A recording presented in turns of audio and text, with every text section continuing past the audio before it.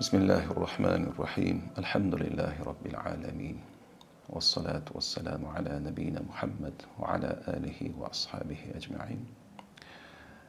السلام عليكم ورحمة الله وبركاته. Azizlar, biz Allohdan madad so'ragan holda Allohning eng go'zal ismlari va oliy sifatlari borasidagi suhbatimizni davom etamiz. Ma'rifatulloh o'zi Alloh taoloni tanishlik bu ilmlarning asli hisoblanadi va inson va jinlar ayni mana shu maqsadda yaralgan. Ya'ni Allohni tanish uchun yaralgan o'zi. Va ma xalaqtul jinna val insa illa liya'budun. Jinlarni va insonlarni faqatgina o'zimga ibodat qilishlari uchun yaratdim deydi Alloh taolo. Buni sahobalardan Ibn Abbos radhiyallohu anhu aytganki, o'zimga ibodat qilish deganda, ya'ni o'zimni tanitish uchun yaratdim degan. Shunaqa tafsir qilgan yana bu oyatda. Va Qur'on Allohni tanitadigan kitob. Allohni tanitadigan kitob. Qur'onda Alloh ismi 2600 dan ziyod o'rinda zikr qilingan. Bu nihoyatda ko'p. Arablarda o'zi shunaqa bir gap bo'lganki, bir narsani zikri ko'paysa, uni muhimligi oshib boradi. Qancha ko'p bo'lsa shuncha muhim degani, shuncha ulug' degani, shuncha ma'no jihatdan boyligi tushuniladi. 2600 dan ziyod o'rinda zikr qilinyapti. Nimaga? Chunki bu kitob o'zi asli Allohni tanitadigan kitob. Biz bu kitobni takror va takror tilovat qilar ekanmiz. Robbimizni ko'proq tanishimiz kerak-da. Qancha ko'p o'qigan sarimiz, shuncha Allohni ko'proq tanishimiz kerak. Tanigan sarimiz bizda nima hosil bo'lishi kerak? Allohning ma'rifati insonda qo'rquv hosil qiladi. Xoshiya. Innama yaxshalloha min ibadihi al-ulama. Allohdan uni olim bandalarigina qo'rqadi dedi Alloh taolo. Ya'ni olim bandalari degandan maqsad Allohni ko'proq tanuvchilar degani. Qancha inson Allohni ko'proq tanisa, shuncha undan qo'rqar ekan. Va Allohni ko'proq tanishlik bizda muhabbatni hosil qiladi. Ya'ni qancha Robbimizni yaxshi tanisak, uni ko'proq yaxshi ko'rar ekanmiz. Va Allohni ko'proq tanishlik toatni ziyoda qiladi. Qancha yaxshi tanisak, ko'proq ibodat qilar ekanmiz. Alloh taolo o'zini bandalariga o'zini tanitish uchun ko'p o'rin bilan yordam berib qo'yganda, agar bir tafakkur qilsak shu haqda, Alloh taolo insonga nima berdi? Aql berdi.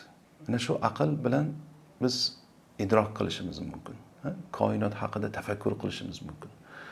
Va ana shu koinotda shunaqa ko'p oyatlar bilan o'rab tashadiki, har bir narsa haqida tafakkur qilsangiz Allohning qudratiga dalolat qiladi. Allohning yakkaligiga dalolat qiladi. Allohning kamolotiga dalolat qiladi. Har bir narsa oyatda, ya'ni hatto o'zimiz haqimizda tafakkur qilsak, shuning uchun Alloh taolo ko'p o'rinda Qur'onda bizni tafakkurga chaqiradi. Avalam yatafakkaru fi anfusihim. O'zlari haqida bir tafakkur qilmaydimi deydi Alloh taolo. Koinotda osmonlar yer yaralishida, kun bilan tunni almashinuvida aql egalari uchun oyatlar bor yoki tafakkur qiluvchilar uchun oyatlar bor. Nihoyatda ko'p keladi. Nima uchun bizni tafakkurga chaqiradi Alloh taolo? Atrofimizdagi kavniy sunanlar, mana shu koinotdagi borliqdagi oyatlar bizga Allohni tanitadi. Maqsad o'zi shu, ya'ni biz tafakkur qilishimizdan bo'lgan maqsad Allohni yaxshiroq tanish. Shu bilan birga Alloh taolo bizga fitrat bilan ham yordam berdi. Ya'ni fitratda insonda shunaqa bir narsa borki, ichidan bir ilohni istaydi. Ichidan bir sig'inish xohlaydi kimgadir. Agar Allohni tanisa, Allohga sig'inadi.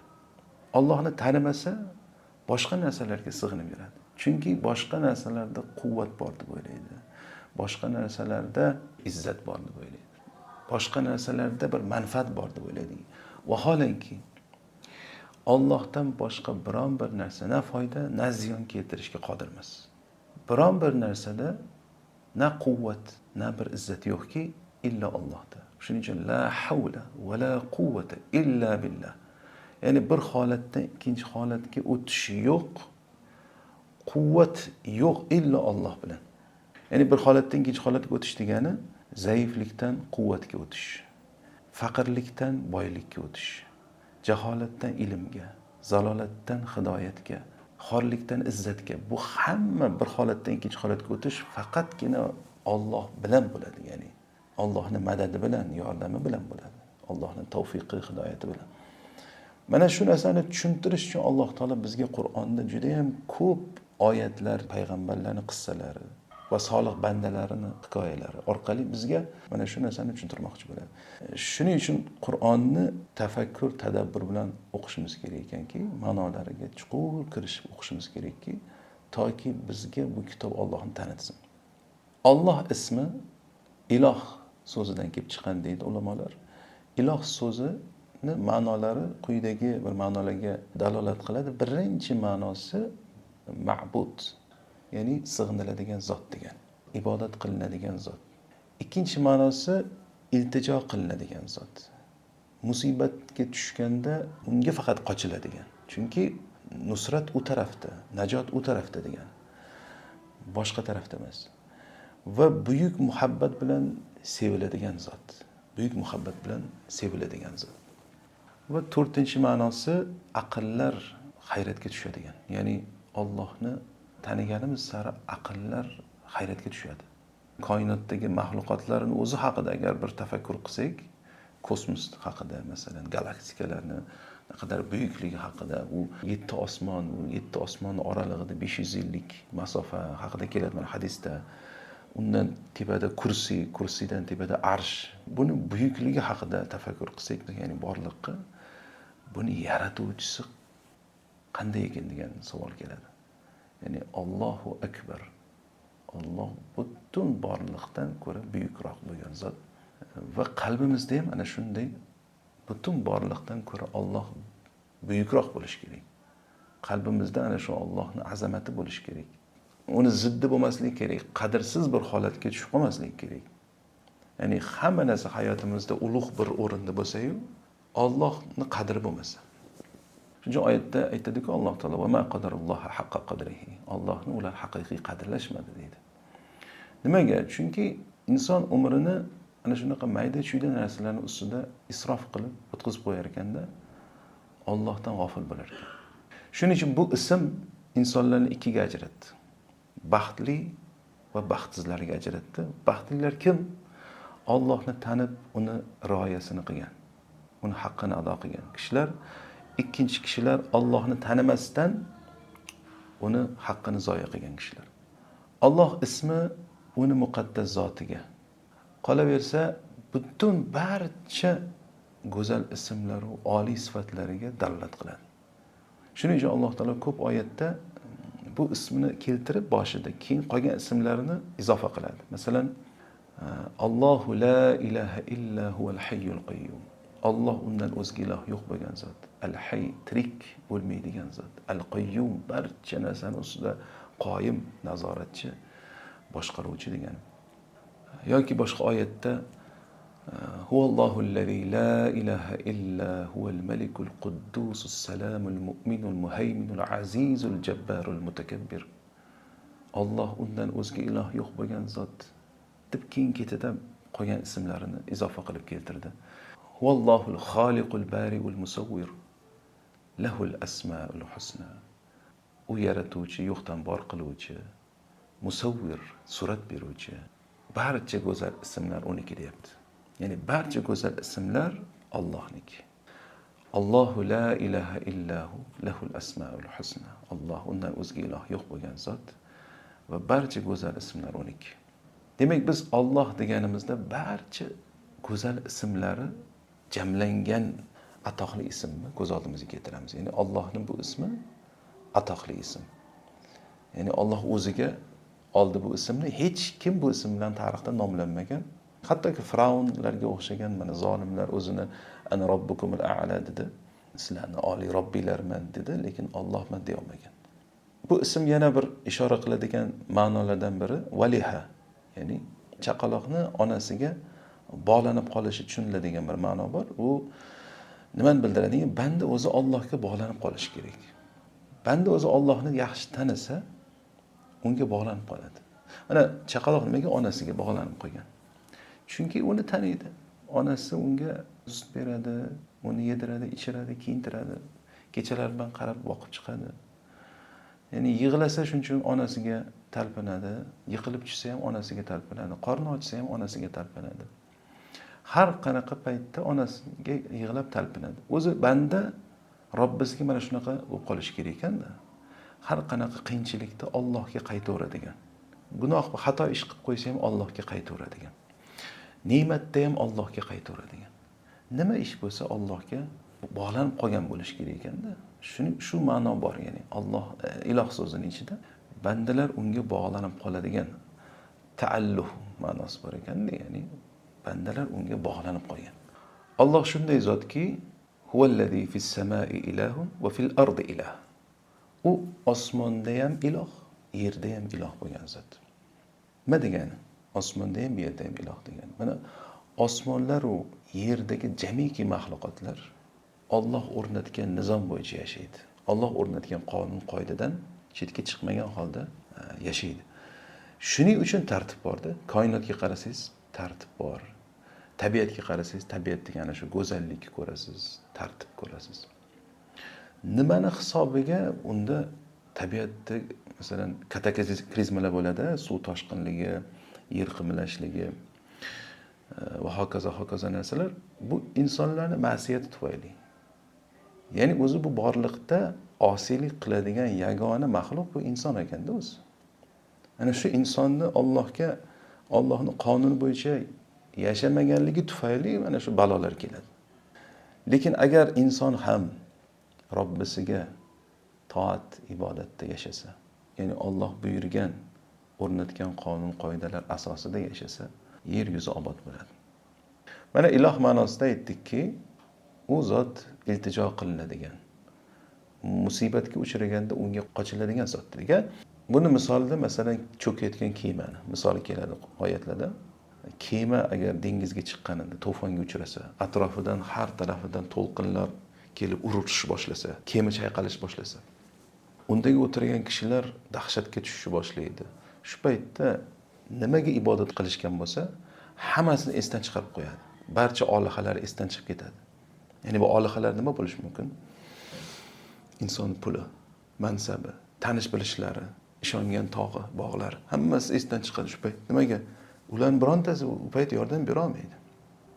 Samolyot qulayotgan paytda ham xuddi shu. Insonni ishonganlari hammasi, ya'ni ishonganlar bu olihalar, ya'ni suyanganlari, shulardan bir manfaat keladi, shular meni biz yondan qutqaradi deb ishonganlari o'sha payt xayoliga kelmaydi. Kim keladi o'sha payt? Alloh. O'shaning uchun Ja'far Sodiqdan so'rashganda, Alloh kim u deb so'rashganda, xuddi shu misolni keltirgan. Ya'ni dengizga chiqqanmisan degan. Ha?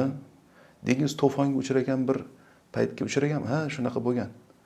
Shu paytda birinchi qalbingga kim kelgan degan. O'ylanib tursa, mana shu Alloh degan. Shu Alloh. Inson eng chuqur musibatga uchragan paytda hech kim yordam bera olmasligini biladi o'zi. O'zi biladi. O'sha payt kim xayoliga kelyapti birinchi? Bu fitrat bu. Qalbida fitratdan inson biladiki, Allohdan boshqa hozir hech kim yordam bera olmaydi. Xo'p, shunaqa payt Allohdan boshqa hech kim yordam bera olmas ekan, qolgan payt ham xuddi shu. Nimaga boshqa payt biz Allohdan boshqalarga suyanib, boshqalardan iltijo qilib so'raymiz, boshqalarga yalinamiz, boshqalardan umid qilamizda? Ayni bu samolyotda qulayotgan paytda Allohni eslaymiz. Ya'ni biz mana shu tafakkur qilishimizga kerak bo'lgan oyatlardan biriki, inson har bir soniyada, buyuk ishlarda ham, kichkina ishlarda ham Allohga muhtojligi bor. Va uni har qanaqa muammosini faqatgina Alloh hal qiladi. Bizga ana shu Allohni iloh qilish degan narsani o'rgatadi Qur'on. Bizning ilohimiz Alloh bo'lishi kerak. Bizni Alloh yaratmaganmidi, yo'qdan bor qilmaganmidi? Va bizni behisob rizq ne'matlari bilan rizqlantirmaganmidi? Alloh bizni yaratganligini hamma biladi. Olamlarning Robbisi kim desa, mana mushriklar ham tan olgan buni. Olamlarning Robbisi Alloh deyishgan. Osmon va yerni yaratgan kim? Alloh deyishgan. Kim sizlarga osmon va yerdan rizq beradi? Alloh deyishgan. Kim kun bilan tunni almashtiradi? Alloh deyishgan. Ya'ni shu Allohni Robb ekanligini mushriklar tan olgan. Chunki hech kim tarixda biron bir kishi men yaratganman demaganda. Fir'avnlar ham aytmaganda, osmonlar yerni men yaratganman demaganda. Yaratishlik Allohnikimi? Ala lahul xalqu val amr. Yaratish ham uniki bo'lgandek, amr qilish, buyurish ham uniki emasmi? Yaratgan zot qonun o'rnatmaydimi? Yaratgan zot nizom, tuzum o'rnatmaydimi? Yaratganlarning ustida ya'ni. Albatta. Shuning uchun biz tafakkur qilishimiz kerakki, xo'p, bizni Alloh yaratgan ekan, bizga rizq bergan ekan, berib kelyapti har kuni. Bizning tanamiz Allohning izni bilan ishlaydi. Agar Alloh istamasa, yuragimiz to'xtab qolishi mumkin. To'xtaydi. Kim urdirib turibdi yurakka? Alloh. Kim tomirlarimizdan qonni oqizadi? Alloh oqizadi. Kim o'pkamizni ishlashiga tavfiq berdi? Oshqozonimizni ishlatdi, jigarimiz ishlaydi. Yani qancha organlar bor tanamizning o'zida. Ko'zimizga kim nur berdi? Kim bizni mana shu nutqimizni bayon qobiliyatini berdi ya'ni? Kim bizni eshitadigan qildi, his qiladigan qildi? Ya'ni biz tafakkur qilaylik, mana shu haqida tafakkur qilsak, hammasida javob Alloh bo'ladi. Xo'p, shuncha ne'matlarni Allohdan qabul qilib, nimaga biz boshqalar bilan mashg'ulmiz? Nimaga Allohdan boshqalarni unga tenglashtiramiz? Tengmas-ku ular. Tengmas-ku. Biz kimgadir suyanishimiz uchun, kimdandir umid qilishimiz uchun, kimgadir bog'lanishimiz uchun, kimnidir aytgani bo'yicha yashashimiz uchun unda ilohiy sifatlar bo'lish kerak. Ilohiy sifatlar bo'lish kerak. Allohdan boshqada hech kimda yo'q-ku ilohiy sifat. Ilohiy sifat nima degan? Masalan, iloh bo'lgan zot al-hayy bo'lish kerak. Ya'ni tirik o'lmaydigan zot bo'lish kerak. Ya'ni o'lib qolmaslik kerak-da, ya'ni biz suyanib turganimizda. Iloh bo'lgan zot al-qayyum bo'lish kerak. Hamma narsani ustida nazoratni ushlab turadigan. Ya'ni u al-basir, as-sami', al-khabir bo'lish kerak. Ya'ni bizni holatimizni ko'rib turadigan, doim ko'rib turadigan, doim bizni duolarimizni, nidolarimizni eshitadigan. Ya'ni biz o'chirta turmasligimiz kerak-da, priyomda. Qachon bizga galimiz kelar ekan, qachon bizni eshitar ekan. Yo'q, iloh bo'lgan zot unaqa bo'lmaydi. Iloh sizni doim har qanaqa paytda eshitadi. Yarim kechasida turib shunda murojaat qilsangiz sizni eshitadigan bo'lish kerak. Sizni holatingizdan al-xabir, xabardor bo'lish kerak. Gapira olmay qolsangiz ham qalbingizdagi narsani bilish kerak. Allohda bor faqat bu sifatlar. U uxlamaydigan bo'lish kerak, mudroq bosmaydigan bo'lish kerak. Uxlab qolsa, quvvat ketib qolsa, bu ham ilohlikka yaramaydi. Alloh bizni nafaqat o'tmishimizni, kelajagimizni biladigan zot bo'lish. Ya'ni iloh shunday zot bo'lish kerak. Kelajagimizni ham bilish kerak. Nimaga desa, bizni kelajakda bir xatar kutayotgan bo'lsa, iloh bo'lgan zot uni oldini ola bilish kerak. Va u butun koinotni egasi bo'lish kerak. Butun koinotni boshqaruvchi, butun koinotni mulki uniki bo'lish kerak. Ya'ni bizga istagan narsamizni bera olish uchun unda mana shunaqa qudrat bo'lish kerakki, butun koinotni mulki bo'lish kerak uniki. Muayyan bir joyi mulki emas, uni mulki cheksiz bo'lish kerak. Bu sifatlar faqat va faqat Allohda mujassam. Boshqa hech kimda emas. Shundayligini bilamiz ham. Lekin nimaga boshqalardan umid qilamiz? Nega boshqalarga suyanamiz? Nega boshqalarga muhabbat qo'yib, ularning oldida xorlanamiz? Nimaga? Boshqalarni o'rnatgan nizomi bo'yicha yashaymiz deymiz. Allohni o'rnatgan nizomi chetda qolib ketadi. Nimaga boshqalarni iloh qilamiz? Holbuki ulug'iyatga faqatgina Alloh haqli. Faqat va faqat Alloh haqli. Undan boshqasi umuman haqli emas. İnsanlar iloh qilayotgan kishilar 100 yil oldin yo'q edi. 100 yildan keyin yana yo'q bo'ladi. Inson, ya'ni o'ziga o'xshagan zaif odamlarga sig'inadi. O'ziga o'xshagan zaif odamlarga sig'inadi. U zaif bo'lgan odam yaqindagina shahvat suvidan paydo bo'lgan, jirkanch bo'lgan shahvat suvidan. O'lgandan keyin bir chirinti narsaga aylanadi. Qurtlar yeydi uni qabrda. Zaif ya'ni inson. Qanaqa qilib bir maxluqqa sig'inish mumkin? Maxluqqa suyanib, undan umid qilish mumkin. Alloh esa Allohu nurus samawati val ard. Alloh osmonlar yerning nuri. Allohu xoliqu kulli shay. Barcha narsani yaratgan zot va barcha bizga kelayotgan ne'matlar egasi, sohibi. Faqat undan keladi.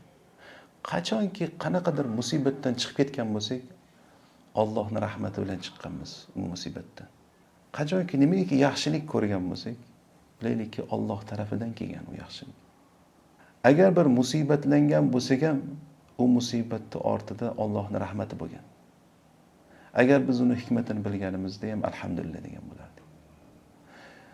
Demak, Alloh barcha hamd unga bo'lgan zot. O'shaning uchun alhamdulillah deyishlik, hamdning barchasi Allohniki. Masalan, insonlarda bizga yaxshilik kelsa ham, o'zi asli bu yaxshilik Allohdan keldi. Alloh kimlardir qalbiga soldi. Kimlardir shu narsaga tavfiq berib hidoyat qildi. Bizga yaxshilik qilish uchun. Va Alloh taolo bizni har soniya muhofazasida ushlaydigan zot. Har soniya bizni asrab, avaylab, katta qilib shu holatimizga keltirdi. Quvvat berdi. Va insonni Alloh taolo shunaqa go'zal suratda yaratdi.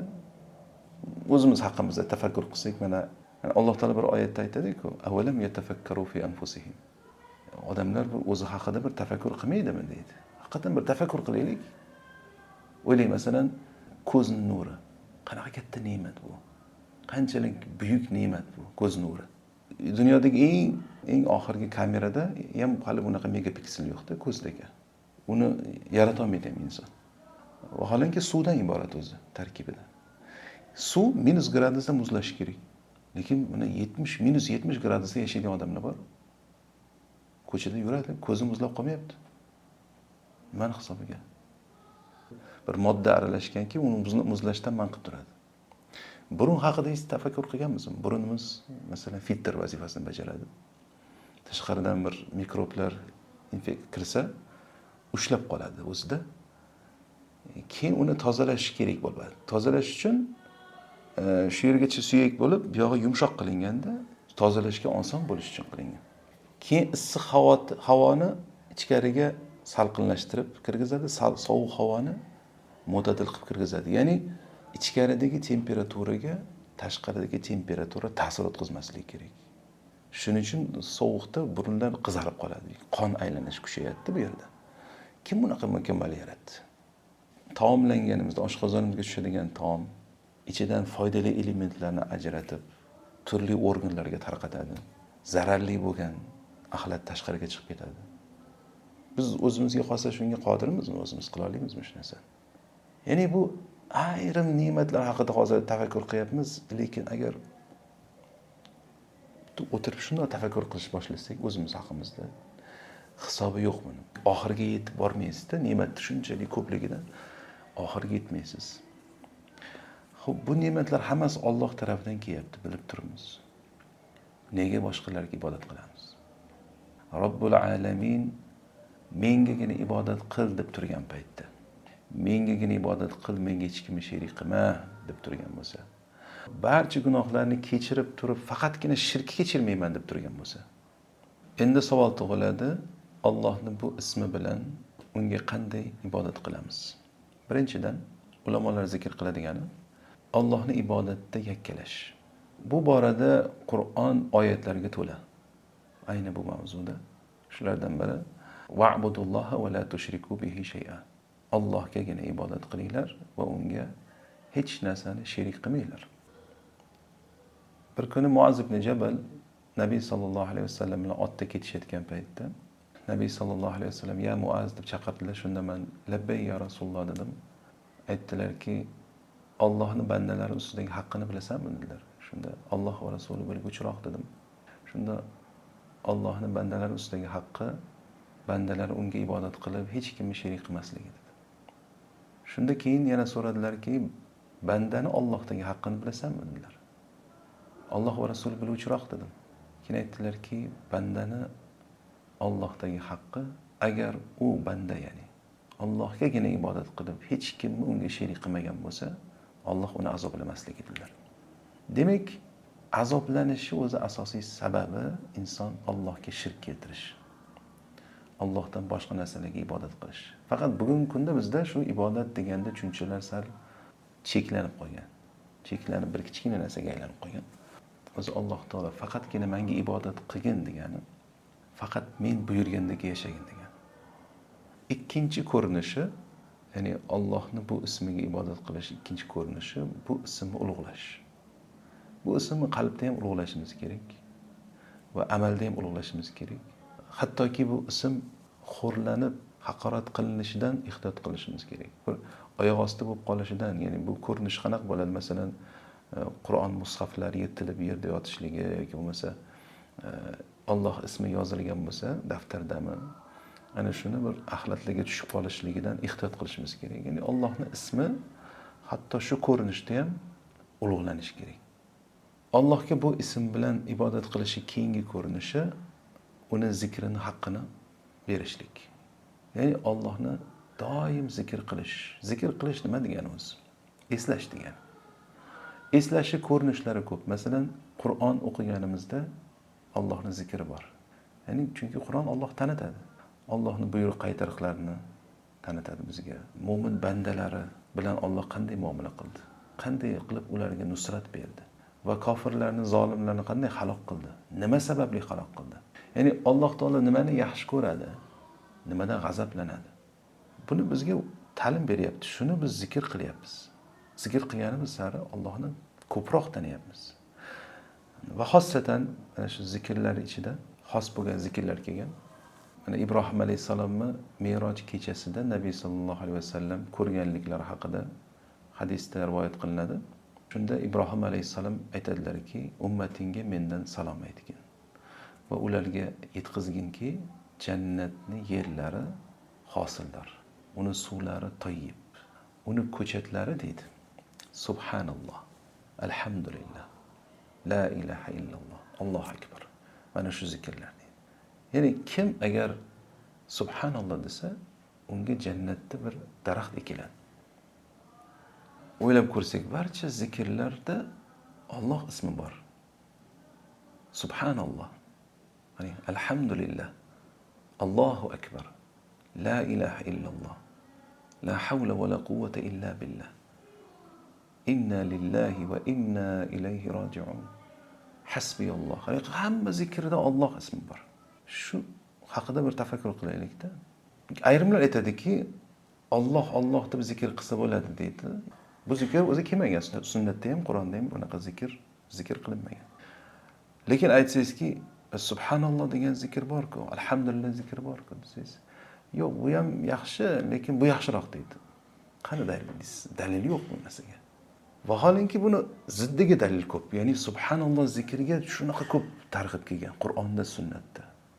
La ilaha illalloh zikriga juda ham ko'p targ'ib kelgan.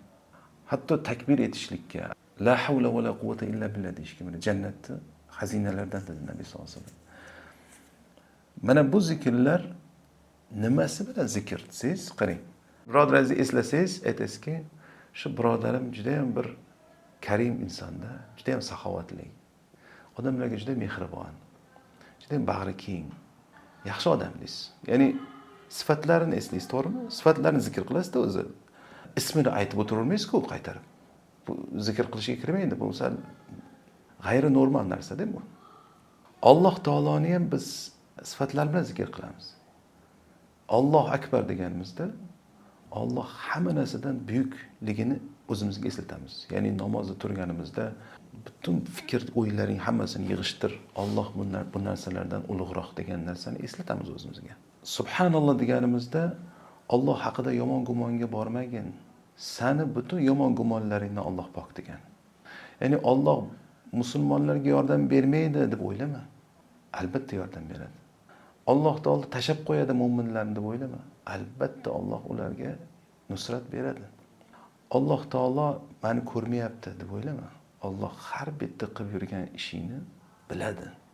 Har bitta gapirgan gapi u maxfiy gapirilgan bo'lsin, oshkora gapirilgan bo'lsin, Alloh undan xabardor.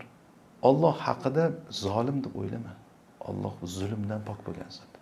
Alloh taolo biron bir narsani behudaga qiladi deb o'ylama. Alloh taolo al-Hakim bo'lgan zot. Har bir ishi hikmat ustiga qurilgan va har bitta hikmat xayr ustiga qurilgan. Ya'ni Allohning ishlari rahmat bilan o'ralgan, hamma ishlari. Ya'ni nimaiki yomon gumon kelayotgan bo'lsa insonning xayoliga Alloh haqida, shu gumonini poklab olsinki, Allohning maxluqlarga o'xshatmasin. Laysa kamithlihi shay. Allohga o'xshagani yo'q. U barcha nuqsonlardan pok bo'lgan zot. Va alhamdulillah deganimizda barcha ne'matlarni asli o'zi Allohga borib taqaladi. Ya'ni Allohdan keladi bizga. Nimaki yaxshilik bo'lsa, Allohdan kelgan va Allohdan keladi. Va la ilaha illalloh deganimizda Allohdan o'zga iloh yo'q. Sen sig'inayotganlar Allohga teng kelmaydi. Undan o'zga iloh yo'q. Biz o'zimizga mana shu narsalarni zikr qilganda eslatamiz va qalbimizni mana shu haqiqatlar bilan, mana shu e'tiqodiy tushunchalar bilan quvvatlaymiz.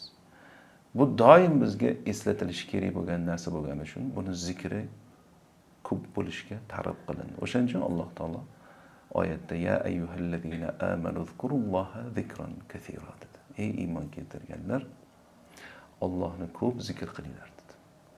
Alloh taolo bu ismini, ya'ni Alloh ismini shunday muborak qildiki, bu ism bilan nimaki ish qilinsa, ana shu ishga baraka keladi. Va hadisda kelganidek, agar bu ismsiz qanday ish boshlansa, uni oxiri kesilgan dedi Nabiy sallallohu alayhi vasallam. Shuning uchun biz mana shariatda ko'rsatilgani kabi har bir ishdan oldin bismillah deymiz. Allohning ismi bilan deb boshlaymiz.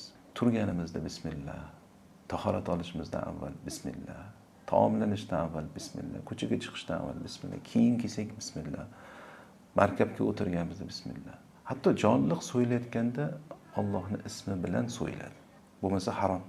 Qarang, shu Allohning ismi bilan halolga aylanadi. Bir jonliq yeyishlik. Shu darajada Alloh taolo bu ismini muborak qildi.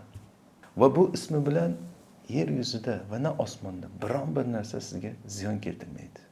Bismillahillazi la yadurru ma'a ismihi shay'un fi ardi va la fis samai va huwas samiul alim. Biron bir narsa na yerda na osmonda sizga ziyon keltirmaydi agar shu ism bilan yursangiz agar. Qay darajada Alloh taolo bu ismini muborak qildi. Va shu bilan birga Allohning zikri bilan qalblar xotirjam bo'ladi dedi. Allohning ismi bilan qalblar orom topadi. Ala bi zikrillahi tatma'innul qulub. Zotan o'zi malaikalar Allohning zikri bilan oziqlanishadi. Bu haqda rivoyat kelgan. Bizni mana tanalarimiz oziqasi bor. Tanalarimiz taomlanish bilan, suv ichish bilan, nafas olish bilan oziqlanadi, to'g'rimi? Quvvatga kiradi. Ruhlarimiz oziqasi bu Allohning zikri ekan. Allohning zikri bilan ruhlarimiz oziqlanadi. Ibn Qoyyim rahimahulloh bir ajib gap aytgan. Tanalarimiz tuproqdan yaralgan. Shuning uchun u yerdan chiqadigan narsalar bilan oziqlanadi. Biz tana dunyoviy narsalarga tortadi o'zi. Lekin ruhimiz samoviy bo'lgani uchun deydi. Uni oziqasi samodan deydi. Zikr bilan bo'ladi ya'ni. Allohning zikri bilan qalblar orom topadi. Lekin qizig'i buni aksar odam bilmaganligi uchun qalbda ana shu torlik bo'ladi-da. Qalb baxtsiz bo'lishi qancha bir moddiy narsalar bilan hayoti atrofi to'lib ketgani bilan qalbida torlik bo'lishi, buni sababini Alloh taolo zikr qildiki, "Va man a'rada an zikri fa inna lahu ma'ishatan danka." Kim agar meni zikrimdan yuz o'girsa dedi, unga tor hayot bo'ladi dedi. Mana hayot torligi, tor degani bu kambag'allik emas. Bu ayni qalbdagi torlik haqida gap ketyapti. Chunki mana boy badavlat insonlarni ham baxtsiz bo'lganini ko'rasiz. Nimaga? Chunki Alloh taolo bu dunyoni shunday qilib yaratdiki, kim uni zikridan yuz o'girsa, bilsinki torlik bo'ladi uning hayoti. Shuning uchun o'sha stressda yurgan odamlar, asabiy holatda, ularga Allohning zikri yetishmayapti. Ular o'sha Qur'ondan yuz o'girganligi sababli shu holatda yurishibdi. Moddiy jihatdan yetishmovchilikdan emas. Chunki baxt, saodat moddiy narsalarda bo'lganda edi, Nabiy sallallohu alayhi vasallam baxtsiz yashash kerak edi. Lekin Nabiy sallallohu alayhi vasallam insoniyat ichidagi eng baxtli odam hisoblanmaydimi? Kichkina to'rtburchak bir xonada yashaganlarda, o'sha loy suvoq bo'lgan uyda yashaganlar, Umar radhiyallohu anhu kirganlarida ko'zimni to'xtatadigan biron bir narsa ko'rmadim degan. Uyda hech narsa bo'lmagan. Yani oylar o'tardi, uyda qozon qaynamasi degan Oysha onamiz. To'g'rimi? Ya'ni yoshliklar yetimlikda o'tdi. Qizlarni hammasini o'z qo'llari bilan ko'mdilar, farzandlarini. Illo Fatima onamizdan tashqari. Va shuncha zarbalar bo'ldi, masalan, Uhud jangida yuzlari yorildi, tishlari sindi. Kofirlar tarafidan shuncha yomon gaplar eshitdilar masalan. Kazzob deyildi, kohin deyildi, sehrgar deyildi. Yurtlaridan haydab chiqarildi. Shuncha aziyatlar yetdi shu hayot davomida ya'ni. Lekin baxtsiz deymizmi? Nabiy sallallohu alayhi vasallamni bashariyatdagi eng baxtli odam deymiz masalan. Baxt chunki moddiy narsalarga bog'liq narsa emas bu. Kim agar Alloh bilan birga bo'lsa, Allohning zikri bilan mashg'ul bo'lsa, Alloh buyurgandagi hayot kechirsa, ana shu odam baxtli bo'ladi. Ya'ni baxtni Allohsiz tasavvur qilib bo'lmaydi. Kim agar yo'q men Allohsiz o'zim baxtli bo'la olaman desa, u odam zalolatdagi odam, tushunmagan odam. Biz hayotimizni Allohni tanishlikka va u buyurgandek yashashlikka bag'ishlashimiz kerak ekan. Alloh taoloni Alloh ismi bilan unga ibodat qilish oxirgi ko'rinishi mana shu ism bilan unga duo qilish. Valillahil asmaul husna fad'uhu biha deydi Alloh taolo. Eng go'zal ismlar Allohniki. Mana shu ismlar bilan unga duo qilinglar deydi. Duo qilish mana sunnatda ham kelgan. Nabiy sallallohu alayhi vasallam bizga ta'lim bergan duolarning aksari Allohumma deb boshlanadi. Allohumma a'inni ala zikrika va shukrika va husni ibadatik. Bizni o'zingning zikringga, shukr qilishlikka va go'zal suratda senga ibodat qilishlikka yordam bergin. Eng go'zal duolar Nabiy sallallohu alayhi vasallam o'rgatgan. Allohumma deb boshlanadi. Chunki Alloh ismi bilan duo qilinganda barcha ism sifatlar bilan so'rash mana shuning ichiga hammasi kirib ketadi. Allohumma ag'firli, Allohumma arhamni, Allohumma hdini. Bular hammasi mana shu Alloh ismi bilan duo. Juda ham ko'p duolar kelgan. Alloh taolo Allohga ibodat qilib, unga hech kimni sherik qilmaydigan muvahhid bandalardan qilsin. Alloh taolo uni zikrida mashg'ul bo'ladigan, unga intilib, unga iltijo qiladigan, ungagina duo qilib, unga munojat qiladigan bandalar qatorida qilsin. Va sallallohu ta'ala ala khayri xalqihi Muhammad va ala alihi va ashabihi ajma'in.